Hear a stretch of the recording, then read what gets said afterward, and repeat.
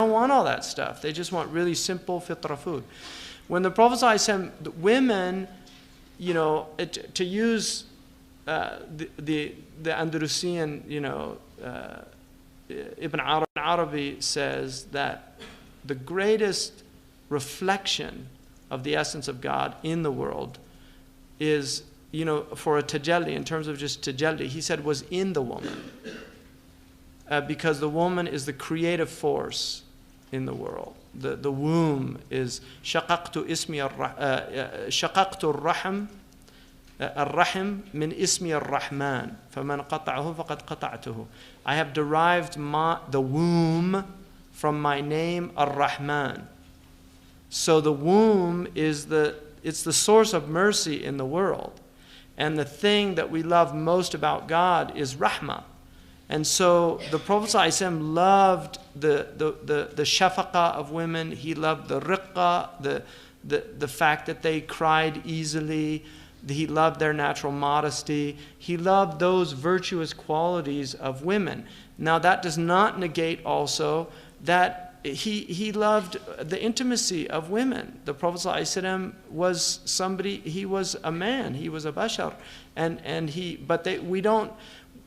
What we believe is that his experience of things was never a low experience. It would always be the highest of experiences. It would be expressions of gratitude to Allah, of experiencing. He was in a state of dhikr.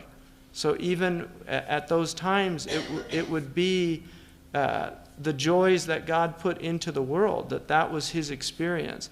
Sayyidina Umar radiallahu anhu said that after he became Muslim, he never went to his wife except with the niyyah of a great Muslim coming from that experience. So these people were, you know, they were men, they loved women, the women were women, they loved men, they were human beings, there's no doubt about that. But we believe about them that they were a group of people, kuntum khayra ummatin ukhrijat linnas. And I prefer, there's two readings of that. Some kuntum in Arabic can be used for daymuma. You can use kan Allahu Ghafur Rahim. Allah was, meaning he always will be. So the past tense of the verb to be is used for continuity, perpetuity. But there's also opinion that specifically refers to that first community. And to me, I think that, I'm just saying my own, to me that's the soundest reading, to me. They're both valid. But that they were a chosen group of people.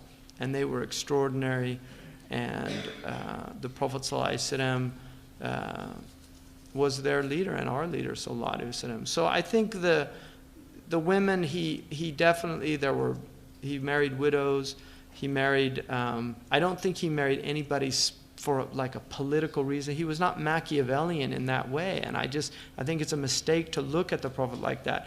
Safiya was a beautiful woman, and there's no doubt that having a Jewish woman be one of the ummahat, she comes into Islam, but being there is binding. It's a binding thing. It's something that, you know, will give Muslims pause about, and I think that's probably helped contribute to the fact that they did treat their minority communities with such deference and protected them. The Jews were a protected people in Muslim history, and so there's no doubt that Safiya added to that binding. So I think there is those binding things, but in the end, I really believe these women were chosen for whatever reasons Allah subhanahu wa ta'ala chose them for, and that they were also a source of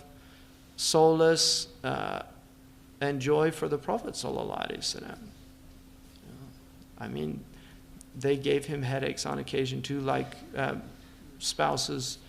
That happens in households and things like that. So it's not like it was always, you know. But he was very. I mean, he always handled those things very beautifully, and they had the food fight when threw food at each other, which was very unusual, but I mean, it happened. So,